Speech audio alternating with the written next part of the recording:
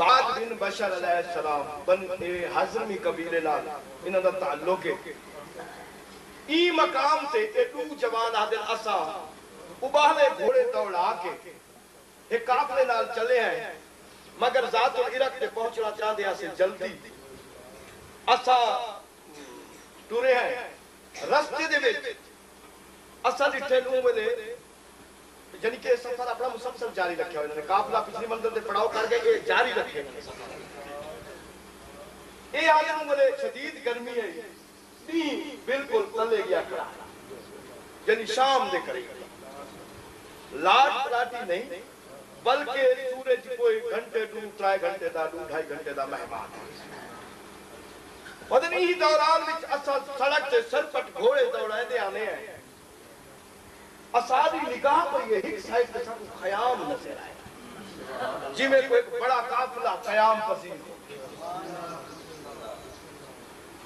جنہیں نے قافلہ قیام پذیر بھئی بستی سے بیچتا بہو کم لوگ قیام کریں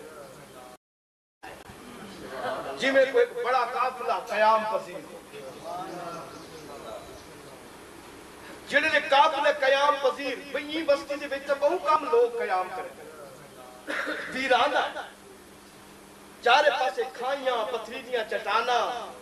کہ اے غیر ہموار زمین ایک پاسے لکو تک سہرا لاجدہ یعنی گرم ہوائیاں جھونگا گزر دیا سمجھ تے ای مقام تے کون ہے ایسا شہنشاہ معظم جڑا خیمہ زن ہے اسا بھجتے ہوئے گھوڑے اندیاں باغا جھلیں تھوڑا جا رخ موڑے اگو ایک صحابی مل گئے ان کو اسا پوچھے بھی ایک کئی ذات کی مقام کو زینت بخشی ہوئی انہیں جواب میں فرمایا تھا کہ نہیں پتا کہ شہنشاہ عجم شہنشاہ عرب سید الانبیاء صفت اصغر شہنشاہ کربلا اتھا انہاں نزول اجلال فرمایا ہے خیمہ زند خیمہ آراستہ ہے سرکار